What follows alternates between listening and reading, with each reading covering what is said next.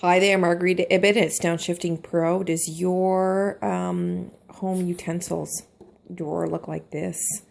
Or does it look like this? Or perhaps, does it look like this?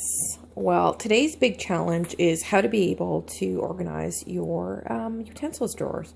So what I need you to do is to empty everything out. So what we're going to go do right here is we're going to take all of these things out of this particular container and this particular drawer. And then what we're going to do is we're going to put it all into one big box. I know that sounds quite mortifying, doesn't it? But what this challenge actually does is to get you to really focus on the things that you use all the time or on a daily basis, and you want those in your prime real estate. So those are the ones that you hold on to and you use quite regularly. These ones tend to be a little bit further away from where we cook, and that is because they're not ones that we use on a daily basis. And then these ones right here are the ones that we use on a daily basis. So together I'll be organizing all that today. I have emptied out the whole drawer, and one of the things I want to show you is this is an extra long organizing tray that I have, and the reason I like it is because it really goes almost the entire length of the drawer, and it also has like a non-slip. So it's really easy. It doesn't kind of move around on you too much, and then you have sort of some extra space. So these are a couple of things that I'm going to put in there right away. I have an extra long spatula, and that is also for the barbecue. The other thing I'm going to put in there for sure is a pizza cutter, because you always have pizza.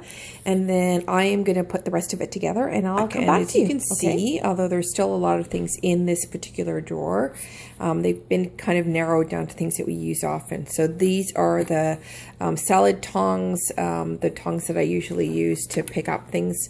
And if you want, you can also put, if they don't close naturally, then just get an elastic band and put that around there.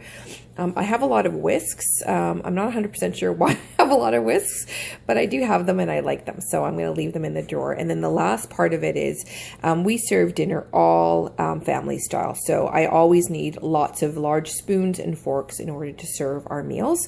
So there you go. There is my first drawer that I'm going to show you. And then this is the stuff that is out of the drawer that's going to find a home either elsewhere or absolutely outside of this house.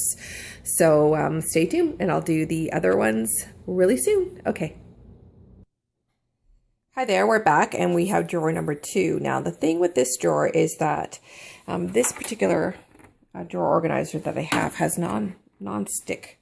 So it tends to sort of slip around quite a bit. So I have one of these little mats that you can just buy a roll at the dollar store, and then I'll just keep it nice and secure. So we'll go on to doing this one. And this is the one that's going to have all the stuff that I use sort of more on a frequent basis because it's right beside the stove. All right, I'll get back to you. Oh, okay. So here we are. We have our final organization of our utensil drawer. So this one's right beside the stove, which means that we're going to use stuff that we use most often. So the tongs are going to be here. Now there are a couple of things that actually are that I really like to use, which is sort of the apple quarter. This is the measuring cups, and this is a great little gadget to open any jars. So I really love that. Those are things that you have to keep close. And of course your garlic press, a juicer, and potato peel. So those are pretty standard things that you're going to have in any drawer, but really I've really cut down what I wanted in there. If you can see it, like right in there, there's a couple of little things that we have in there that we don't use that often, which is sort of a melon baller or a nutcracker. Those aren't things because we don't use them often, but you don't want to buy one every single time that you use one of these things.